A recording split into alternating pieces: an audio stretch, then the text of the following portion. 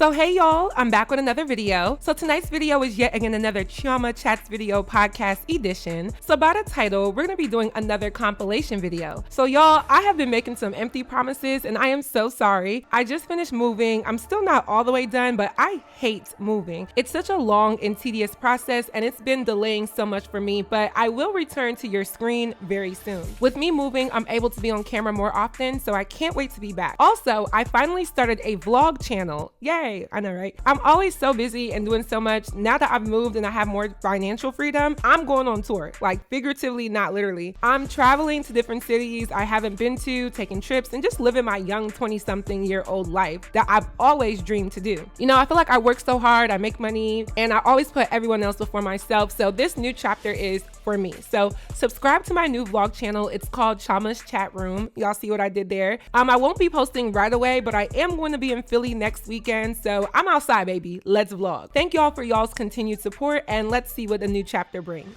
So on the docket tonight, we have Blueface, baby, yeah, and his nuttail self. He proposed to his baby mother and girlfriend, Jaidyn Alexis. The couple was at the LA Rams game this weekend where he popped the question. The circus is definitely doing an encore with them. Next, the City Girls have dropped some new music and released their album called Raw. And I listened to it, so I'll be sharing my thoughts. And then lastly, former Love and Hip Hop LA cast member Miss Nikkibaby shared her family photos with her boyfriend and newborn baby boy. She wore a very revealing and risque outfit, and the conversations online were very interesting to say the least. So y'all know what to do. Be sure to label your comment pertaining to the story, and I'll try to read as much as I can. So without further ado, let's get right into this video. So our first story is about former Love and Hip Hop cast member Miss Nikkibaby sharing photos of her new family. So Miss Nikkibaby did several seasons of Love and Hip Hop LA. I really recall her being enemies with Masika and for never really fighting. Like, if you go back and watch, she never really fought. She did have drinks thrown on her and a handful of throw up. Y'all remember that episode? That was a classic. But anyway, Miss Nikkibaby is no stranger to controversy, being that she's had her fair share of reality TV drama back in the day. And reality TV can oftentimes come with backlash, so it was interesting to see her trending recently. So Nikki is trending for posting risque family pictures with her boyfriend, LeAngelo Ball, and her newborn little baby boy. In the photo, Nikki is sporting this very see-through dress that accentuates her body and doesn't really leave much to the imagination. Now, if I'm not mistaken, and correct me if I'm wrong, but is this not the same dress that Keisha Kaur wore a few years back, and she was also called out for wearing it out in public with her husband Gucci Mane? And it's sort of similar to what Rihanna wore back in 2014 to the American Fashion Awards. And then also Ciara wore a similar nude style dress earlier this year to an Oscars party. I'm being scanty with how I'm posting these pictures because of YouTube, but I'm sure y'all know that the dresses are pretty much nothing, like for real, nothing's there. So when Nikki posted these family pictures, she was very much scolded on social media. People said the dress was inappropriate for a family picture and that it wasn't tasteful for something dealing with a newborn child. Let's take a look at some of the comments. So someone said, "This is what y'all wearing in the family pictures though?" Another person said, "I'm crying. She must have went to the club before and after the shoot." Someone else said, "This fit in a family photo is outrageous." And then someone also said, "No, he didn't let this girl get him," which, did I miss something? Cause let me know why they said that. And then lastly, another comment wrote, "I think a lot of women struggle with the idea of being sexy and not having to show so much. You can be sexy and be covered up.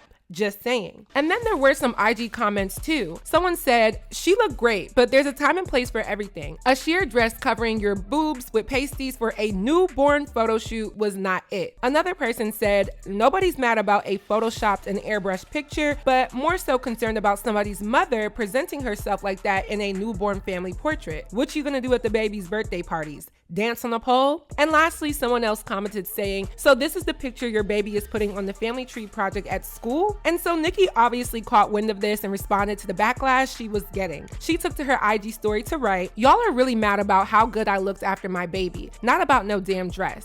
Be effing for real." And then she also said, "You know you that girl when everything you do goes viral." And honey, okay, girl. So there were some other IG comments that responded to her response. Someone said, "The dress was mentioned specifically. No one mentioned your body. Remember, you showed it numerous times before. We all know it's been worked on. So for clarity, because obviously you think it's about what the doctor did or didn't do to your body, people are saying your clothing is inappropriate for a family photo shoot." I put it in all caps so you can see the letters.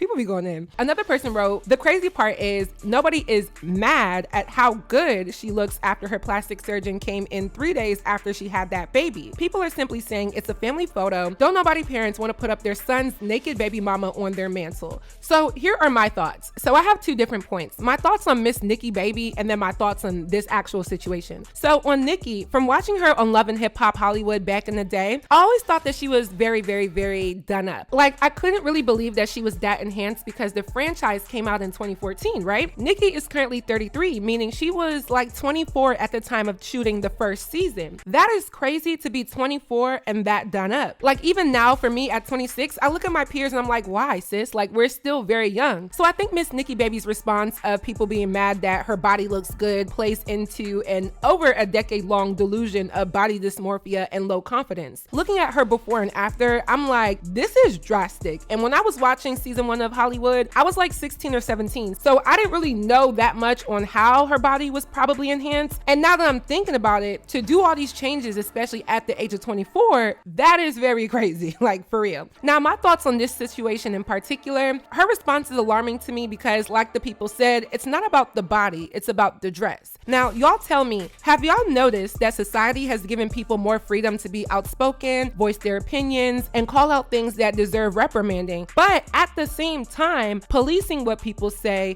think, and express? I say this because it's obvious that this is very outlandish to dress like this for a family portrait, even if she has this socially idolized body and a baller boyfriend and this glamorous life. Semi or partially nude in front of an infant in a permanent item like a family picture that is now shared to millions of people is really concerning for me. And it's like society and some of the comments are gonna say, oh, she's a mom, you're mom shaming, let women dress how they want and do what they want. But I think that free spirit and open autonomy to do whatever is why and how we got here in the first place. When you bomb the barriers of respect and morality, you live in the lands of the lawless. I swear I be saying things and I be thinking I'm Socrates, like for real. But for real, I'm sorry, Nikki, but this was inappropriate. This nude, sheer, and see-through fashion trend has stretched beyond the parameters that I think it was originally meant for. I know people can counter and say, well, what about moms who wear bikinis at the beach with their young kids? And yeah, there's nothing wrong with that. Like, there's a time and place for everything. A family portrait is not the time and place to show how sexy you can be. Nikki looks great. The snapback, whether it's natural or not, looks good. She looks happy and they are a beautiful couple. But come on, Miss Ma'am. All I can say is there is a time and place for everything. The pressure to be a baddie mom is crazy. Like, can the mommies that are watching speak to this? Like, do or did you feel pressure to look like a baddie after giving birth? I see it especially since like 2020, 2021 up until now that the baddie mom thing is really pushed into an expectation for women. And I'm here to tell you that that is so unnecessary. And I don't have kids, but please don't go out of your way to keep up with Facetune, Photoshop, and scalpels.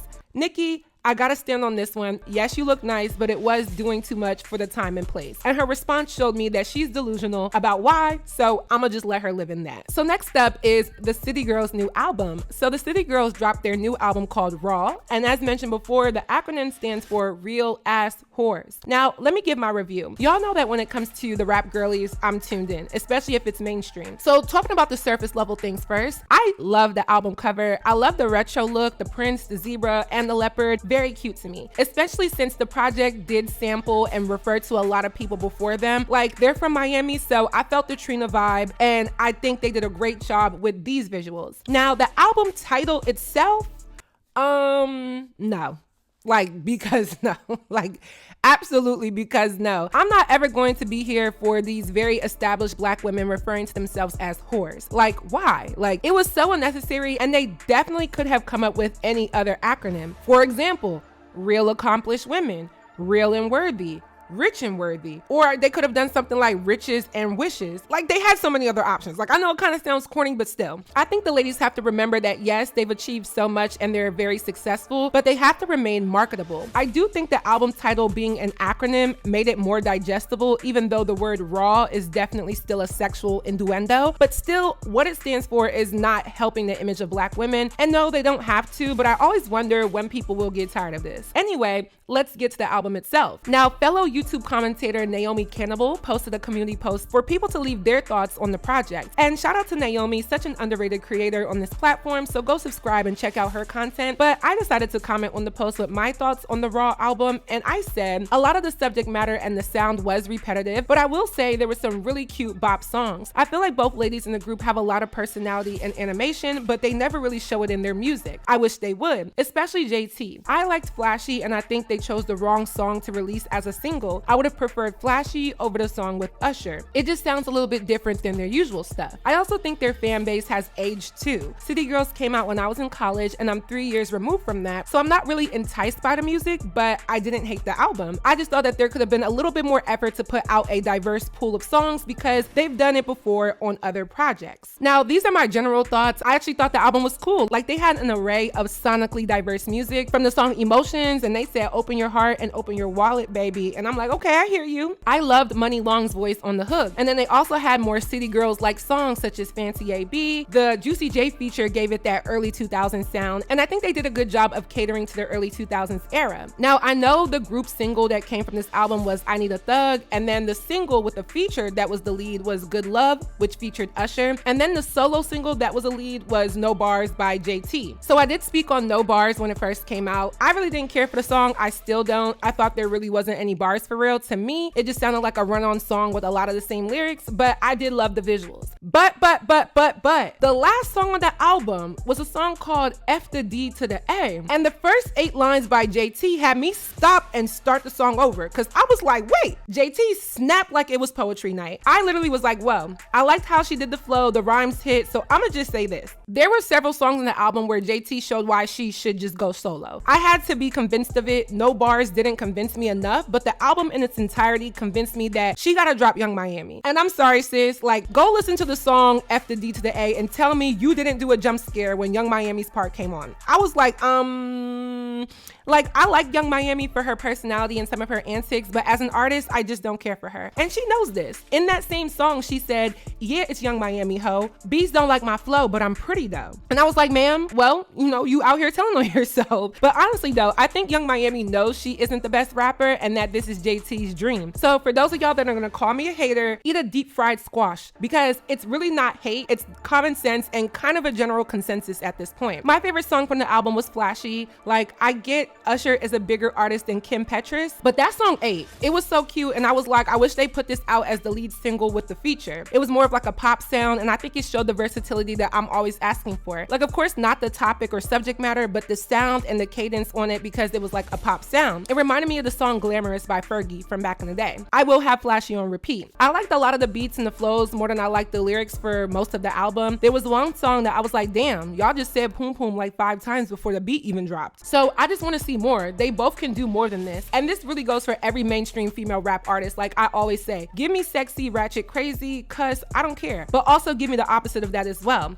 I want both. Now, the last thing to discuss is this report that says City Girls' latest album, Raw, is on pace to move 6,000 to 8,000 units in its first week. That was a shocker to me because I would have never even guessed that this would be possible for them. It still hasn't been a full week, so we'll have to wait and see, but let me give my prognostications as to why I think this may be. First, there was very low promotion. Like, I don't know why artists keep doing this, announcing projects like a week or so in advance and then there's no buildup. Okay, so like the Barbie movie that dropped this summer was the best marketing promotion I've ever seen. My degree is in marketing, right? In college, I did this project on Barbie a long time ago. We had to come up with a marketing plan for Barbie, and I did mine on the 60th anniversary of Barbie. This was a few years ago. And I did look into the way how they've promoted their brand ever since they started, and it's actually kind of impressive. So when their movie came out, the response made sense because their marketing buildup and debut was literally 10 out of 10, if not 12 out of 10. Like, they did that. So I don't understand how other entertainers are not catching heed. They have the budget to promote themselves in so many ways. I barely heard about this album. Now, the second thing to me is that their fan base is aging. Like I said, City Girls came out in like 2017, 18, right? I was 20 or 21 years old in college. That that was a perfect time because I was amongst the age group that the songs were really made for. But now I'm 26 and it's like, it's cool because I'm grown, but I guess I'm kind of out of that party mindset, turn up mindset, and dating scammers and drug dealers mindset. I had to drop that mindset when I turned 25. Like, ladies, let's leave the scammers and the drug dealers alone like once you turn like 25, because those men could be like 38, but their mental will never get past the age of 25. I'm just speaking for myself though. But yeah, I think a lot of the initial fans have aged up a bit, and that could be part of the drift as well. And then lastly, let's be oh so real. Poom Poom selling music is dwindling. People are catching on to the basic music and the repetitive subject matter, and I told y'all this would happen. I'm sorry, but every chance I get to say it, I will, because I remember I was dragged a lot and still do get called out for being too hard on some female rappers, but at least I'm not a liar. I've been called this out, and I think it's just happening in real time. We as music listeners are starting to pull back support for things that may be deemed super explicit. It's still a transition, so no, I'm not saying city girls type music is over and dead, but I do see a shift happening. All of these factors could definitely pertain to the low sales, but we'll just have to see. Overall, I thought the album was on brand. There were a lot of bops. None of the songs were bad, but some were better than others. Flashy should have had more push. The album didn't need that many songs. I like the 2000s references. And lastly, JT just needs to go solo.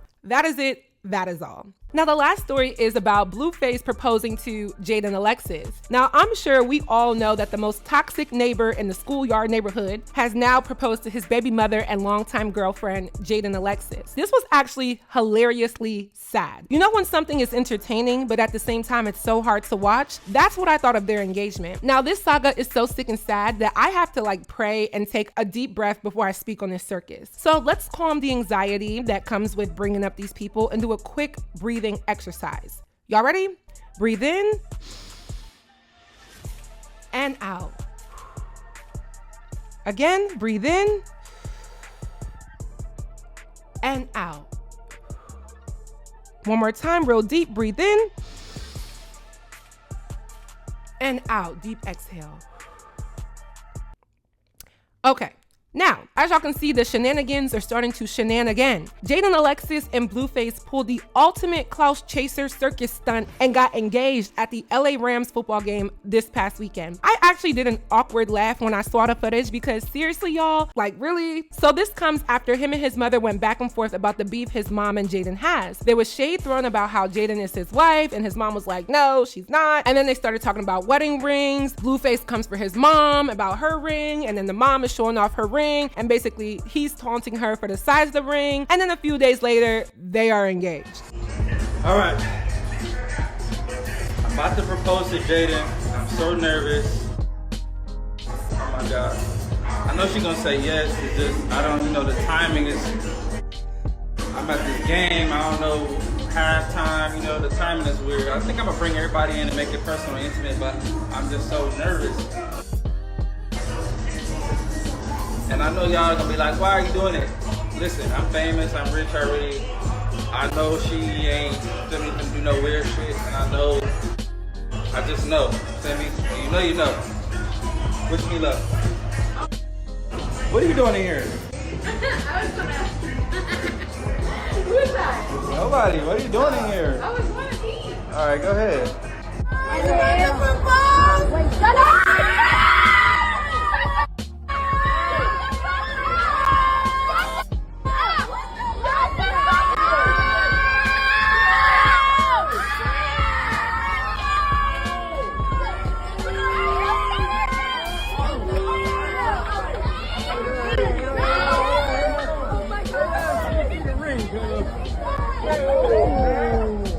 This is for you. Oh my God!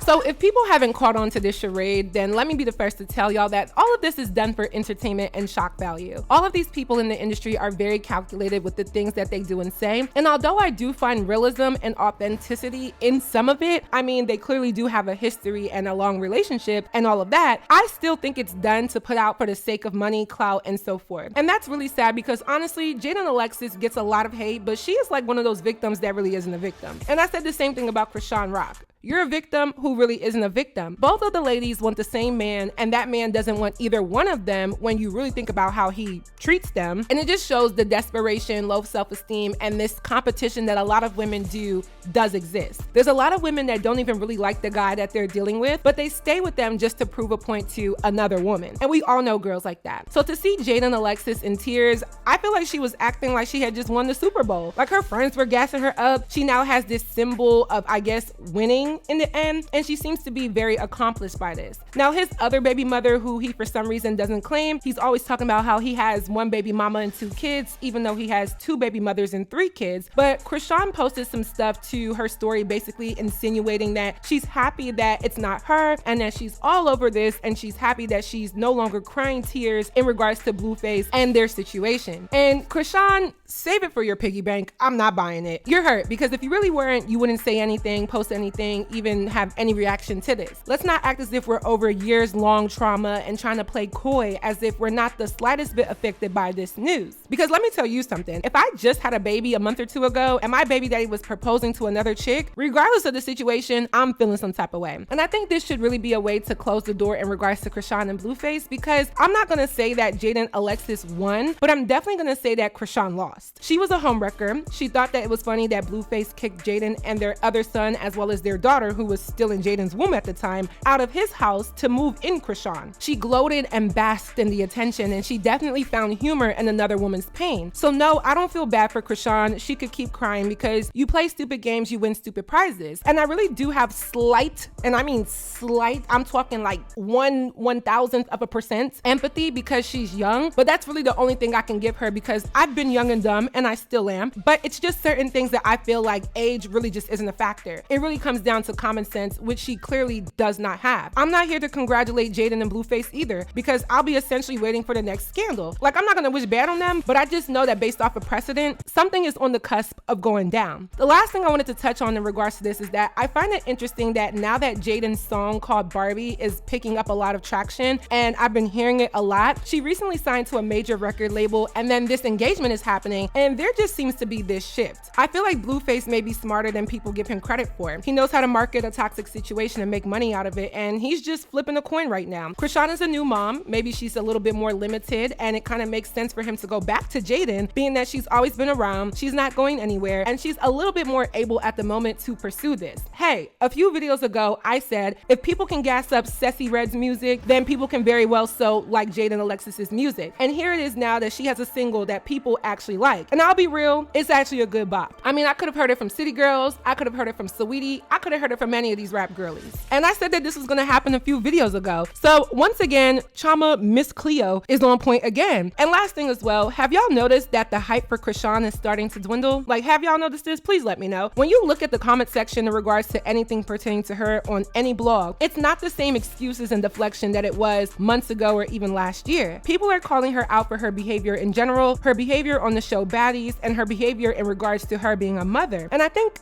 rightfully so. There was a lot of people who, I get it, you want to see the girl win because maybe you do resonate with her, but at the same time, she's not someone who deserves excuses and empathy when she's constantly putting herself in situations and then she plays the victim every time. And I caught on to that a long time ago that actually it shocked me that a lot of people didn't see it initially. After watching Baddies in the most recent episode, she basically just quit the show because, I mean, she's pregnant on the show, but I think in addition to that, she quit because she knew she had nothing to stand on. Like, yes, people are going to stream her music, but she's been getting clowned a lot for her alleged new relationship, that weak diss song that she put out, having her sister jumped, her responding to anything that Jaidyn or Blueface posts, and again, people questioning her parenting. So are we seeing the end of Chrisean? Y'all let me know what y'all think, because I definitely see that she doesn't have as many people in her corner that she once had, and I could have seen this coming since yesteryear. This proposal to me seems like just another stretch at trying to remain relevant and being controversial. Like, I think this is BS. I can't read it as genuine based off of Blueface's track history. He isn't ish, but I am still keeping my eyes wide open to see what's going to come of this engagement.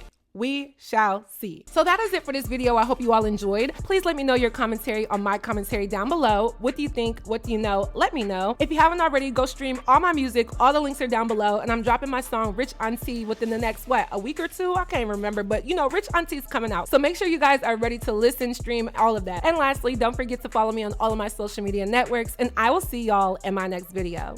Bye, y'all. I'm a trigger cause you know I make it ricochet. Told y'all it's a ceremony, every day a cabaret. Get out my way, I'm out the way. They say I'm out the ordinary. All my favorite cousins up, they round the way and on the way. Had to come to auntie house cause last time I did 20 I said I'ma call him when I need some money, I ain't tryna wait. Mansion in the motherland, bitch, leave it by the gate. Call my favorite cousins up, they round the way and on the way. Had to come to auntie house cause last time I did 20K. Yo, Chioma, they don't know who they messing with. I be where the blessings is, my pockets never deficit. You can't touch all this excellence, you gon' need a prerequisite. You gon' need some relevance, so cut it OT Genesis. Pat in the mail from my boys in Abuja. Big, meaty, spicy, juicy, baby, call me Suya. I said 24/7, we stacking, racking. I'm a bad bitch, you fraction, lacking. Counting bread while he playing Madden. I'm in the building, bitch, what's happening? Queen Chioma, pure satisfaction. I'm really a vet, these joints need practice.